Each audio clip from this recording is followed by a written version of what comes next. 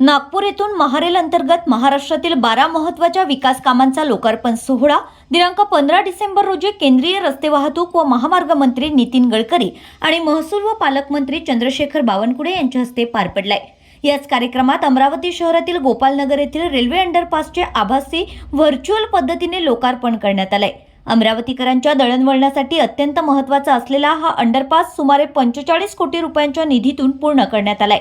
Gopalnagar railway अंडरपासच्या कामासाठी माजी खासदार नवनीत राणा यांनी केंद्र सरकारकडे सातत्याने पाठपुरावा करून निधी मंजूर करून घेतल्याचं सांगण्यात आलंय। तसेच स्थानिक नागरिकांच्या मागणीनुसार आमदार रवी राणा यांनी नियमित पाठपुरावा केल्यामुळे अखेर हा अंडरपास वाहतुकीसाठी खुला झाला। दिनांक 15 डिसेंबर रोजी आमदार रवी राणा यांच्या हस्ते गोपालनगर अंडरपासचे प्रत्यक्ष फीत कापून लोकार्पण करण्यात आलं आणि त्यानंतर या मार्गावरून वाहनांची ये-जा सुरू करण्यात आली। अंडरपास सुरू झाल्यानंतर रेल्वे गेट बंद करून वाहतूक अंडरपासमधून वळवण्यात आली आहे। या उद्घाटन कार्यक्रमाला भाजप शहराध्यक्ष डॉक्टर नितीन धांडे, माजी नगरसेविका सुमती ढोके, मनपा आयुक्त सौम्या शर्मा यांच्यासह शेकडो नागरिक उपस्थित होते। यावेळी आमदार रवी राणा यांनी केंद्र व राज्य सरकारचे आभार मानत हा प्रकल्प अमरावती शहराच्या वाहतूक समस्यांवर मोठा दिलासा देणारा ठरेल असा विश्वास व्यक्त केला। मात्र राजापेठ अंडरपासमध्ये पावसाळ्यात निर्माण होणाऱ्या जलसाठ्याच्या पार्श्वभूमीवर नव्याने सुरू झालेल्या गोपालनगर अंडरपासमध्येही भविष्यात अशीच परिस्थिती उद्भवू नये यासाठी योग्य निचरा व्यवस्थेकडे प्रशासनाने विशेष लक्ष द्यावं अशी अपेक्षा नागरिकांकडून व्यक्त होत आहे। प्रतिनिधी सागर डोंगरे, अमरावती। केंद्रीय मंत्री गडकरी साहेबांच्या हस्ते गोपालनगर अंडरपास, अंबोली अंडरपास, बंडलेराचे फ्लायओव्हरचे कामं, अनेक कामं जवळपास नाला खासदार असताना 2000 कोटीपेक्षा जास्त इथे रेल्वेचे काम मंजूर करून आणले। त्यापैकी 10 ते 15 अंडरपास मंजूर करून आणले आणि आज राज्याचे मुख्यमंत्री देवेंद्र फडणवीस साहेब, आदरणीय केंद्रीय मंत्री नितीनजी गडकरी साहेब यांच्या शुभ हस्ते याचं उद्घाटन झालेलं आहे।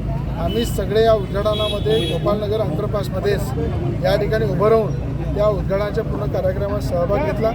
वारंवार एक आमदार म्हणून मी याचा पाठपुरावा केला। या कार्यक्रमाला उपस्थित भारतीय जनता पार्टीचे अध्यक्ष नितीनभाऊ धांडे या ठिकाणी उपस्थित होते, भाजपचे नेते सुनीलभाऊ काळे या ठिकाणी उपस्थित होते, व्यवसाय पार्टीच्या नगरसेविका सुमतीताई ढोकेताई उपस्थित होत्या, त्यावेळी वंदनाताई हरणे भाजपच्या नगरसेविका उपस्थित होत्या, डॉक्टर तायडे साहेब उपस्थित होते, त्याचप्रमाणे आमचे भाजपचे मंगेशभाऊ खोंडे उपस्थित होते, त्यानंतर ठाकरेजी आहे, निंबाळकरजी आहे, अनेक या ठिकाणी शर्मा साहेब आहे, अनेक या ठिकाणी उपस्थित सगळे भाजप आणि व्यवसाय पार्टीचे कार्यकर्ते यांच्या उपस्थितीत ऑनलाईन पद्धतीनं गडकरी साहेबांनी उद्घाटन केलं। त्याबद्दल गडकरी साहेबांचे आणि राज्याचे मुख्यमंत्री देवेंद्र फडणवीस साहेबांचे आभार व्यक्त करतो। आणि मला असं वाटते की ज्या पद्धतीनं राजकमल चौकासाठी सुद्धा मुख्यमंत्र्यांनी 3 दिवसाआधी झालेल्या मिटिंगमध्ये 17 कोटी रुपयाचे अमाऊंट दिलं, त्या अमाऊंट दिल्याबद्दल राजकमल चौकाचा ब्रिजचाही प्रश्न सुटलेला आहे। लवकरच त्याचं कामसुद्धा सुरू होणार आहे। म्हणून आज सरकारचं कामामध्ये, विकास कामामध्ये प्राधान्य आणि त्या प्रत्येक कामाला आमदार म्हणून मी पाठपुरावा करतो।